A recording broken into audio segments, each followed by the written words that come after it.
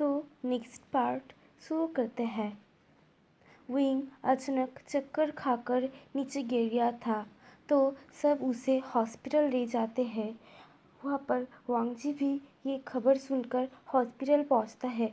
जब वो हॉस्पिटल में जाकर विंग को बेड पर बेहोश हालत में देखता है, तो उसे बहुत दुख पहुँचता है और वो सोचता है कि विंग, ये तुमने क्या कर लिया? तुम कभी भी अपने आप का ख्याल नहीं रखते हो, तुम ऐसे क्यों हो?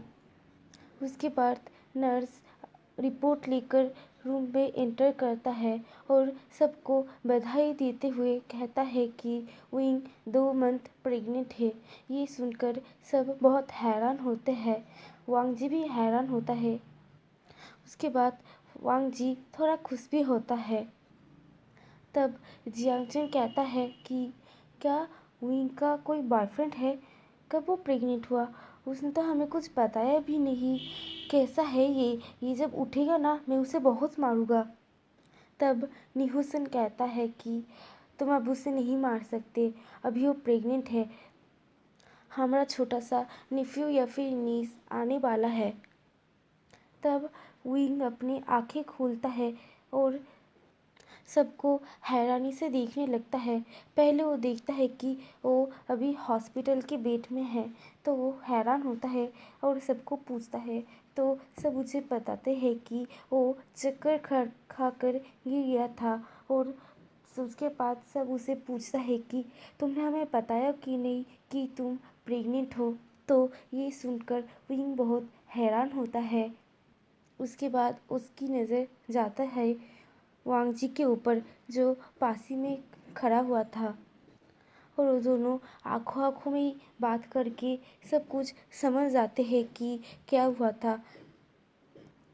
लेकिन अभी विंग कुछ बोलने की हालत में नहीं था, क्योंकि वो बहुत कमज़ोर था। इसलिए वो फिर से चक्कर खाकर बेड में गिरने ही वाला होता है कि वांग जी उसे पकड़ लेता है और कहता है विंग। तो विंग उसे देखकर अपने और उसको उसके टच को महसूस कर कर अपने अंदर जो दर्द उसने रोके रखा था, उसे आंसू की तरह बहने देता है।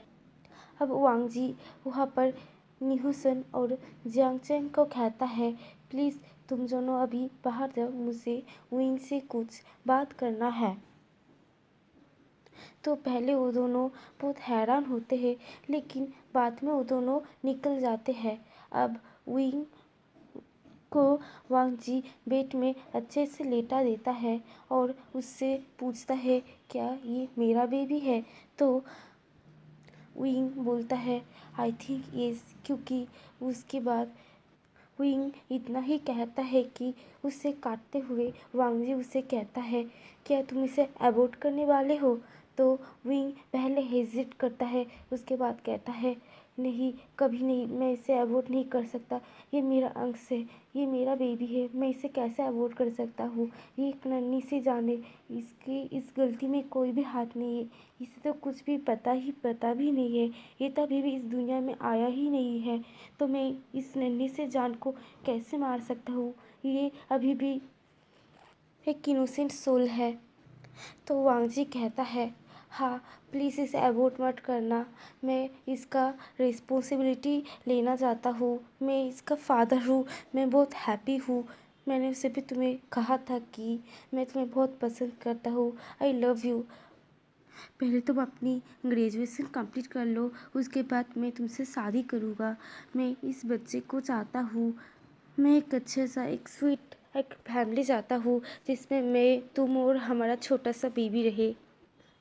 तो विंग भी मान जाता है, क्योंकि उसे भी पता है कि अभी अभी वो बहुत तकलीफ़ से, बहुत कष्ट से अपना फैमिली चलाता है, और जबकि वो प्रेग्नेंट है तब ये और भी प्रॉब्लम हो सकता है। वैसे भी ये बेबी वांग जी का भी तो है, इसलिए वो अपने पिता का हक कैसे छीन सकता है, इसलिए वो अभी हाँ कर देता है। लेकिन शादी के बारे में वो कुछ नहीं सोचता और कुछ नहीं कहता, लेकिन रिस्पॉन्सिबिलिटी लेने के बारे में वह हाँ कर देता है। तो वांगजी कहता है कि अब से तुम मेरे घर में रहोगे। उसे भी तुम्हारे पिताजी तुम्हें कुछ भी कहते नहीं है, उसे तुम्हारे बारे में कुछ खबर भी नहीं है। उसे कुछ नहीं फ़र्क पड़ता कि तुम कहाँ रहते हो, कहाँ सोते हो, क्या खाते हो। तो प्लीज़ तुम अभी मेरे साथ रहो। अब तुम हाँ कहो या ना कहो, ये मेरा भी बेबी है। मैं नहीं चाहता कि इसे कोई प्रॉब्लम हो, कोई खरोच भी आए। तो मैं चाहता हूँ कि हमारा बेबी सेफ रहे। तो तुम्हें मेरे साथ रहना ही पड़ेगा। तो विंग भी हाँ कर देता है, क्योंकि उसे भी पता है यही सच है। तो अभी तुम रेस्ट करो, ये कहकर वांगजी उसे कंबल अच्छे से ओढ़ाकर उसे सोने के लिए बोलता है।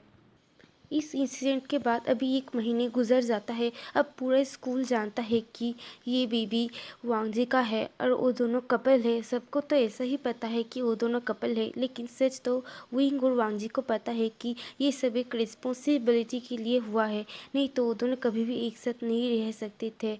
और भी अभी भी विंग स्कूल जाता था, आई मीन कॉलेज जाता था, लेकिन उसका मॉर्निंग सिकनेस अभी बहुत बढ़ गया था।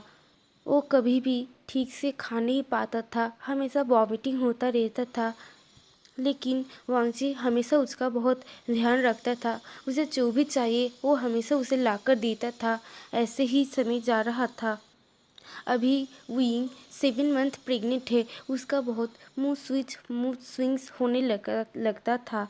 वो कभी भी छोटे छोटे बातों में गुस्सा करने लगता था, कभी भी किसी भी बात के लिए ज़िद करने लगता था, और कभी बिना वजह हंसने लगता था, और कभी बिना वजह रोने लगता था। वांगजी को पता है कि ये सब उसकी प्रेगनेंसी की वजह से हो रहा है, तो वो भी उसका बहुत अच्छे से ख्याल रखता था। ऐसे ही एक दिन अभी जब विंग घर में था, विंग अभी कॉलेज नहीं जाता है क्योंकि वो 7 मंथ प्रेग्नेंट है। वो घर में रहकर सब क्लास करता है, वो ऑनलाइन क्लास करता है अभी। लेकिन वांगजी को तो कॉलेज जाना ही पड़ेगा, इसलिए वो गया था। तभी उसे पता नहीं क्यों बहुत अजीब सी लगने लगती है, उसे बहुत बेचैनी होने लगता है। तो वो वांगजी को कॉल करता है और फ़ोन में रोने लगता है। तो उसका रोना सुनकर वांगजी बहुत टेंस्ड हो जाता है और जल्दी से घर चले आता है सब छोड़कर। और जब घर पहुंचता है तब वो देखता है कि विंग अपने आप से ही बात कर रहा था, अपने पेट में हाथ रखकर। तो वांगजी उसके बाद जाता है और अपनी सर उसके पेट में रखता है, जो कि अभी दिखने लगा था, थोड़ा बड़ा भी हो चुका था। और कहता है, हमारा बीबी अभी क्या कर रहा है? क्या उसने अपनी मम्मी को परेशान किया? ये सुनकर विंग कहता है, हमारा बीबी बहुत अच्छा है, वो कभी भी अपनी मम्मी को नहीं परेशान करता। लेकिन जब उसकी डैडी आते हैं तो वो कुछ ज़्यादा ही उछलने लगते हैं। देखो ना कितने ज़ोर से किक कर रहा है। और ये कहकर वो वांगजी का हाथ अपनी बिली में रखता है। अब वांगजी भी उसकी बच्ची की मूवमेंट महसूस कर सकता था। उसके बाद वांगजी उन दोनों के लिए डिनर प्रिपेयर करता है, और उसके बाद वो दोनों डिनर करके एक साथ सोने के लिए चले जाते हैं। तो विंग वांगजी को पकड़े रखता है और कहता है कि नहीं, आज तुम प्लीज़ मेरे साथ सो, मुझे कुछ अच्छा नहीं लग रहा है।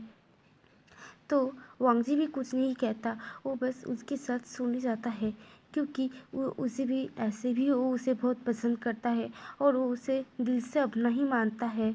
और उसे पता है कि ये सब उसकी प्रेगनेंसी की वजह से हो रहा है। जब उसकी डिलीवरी हो जाएगा तब वो दोनों एक साथ नहीं भी रह सकते हैं, जब तक उसका ग्रेजुएशन नहीं हो जाता है। और वो दोनों एक साथ बेड में चले जाते हैं। विंग वांगजी को अच्छे से टाइट कर हक करके सोने लगता है, और वांगजी विंग के बालों में हाथ फहराने लगता है। आज के लिए इतना ही, मिलते हैं नेक्स्ट वीडियो में। Bye bye.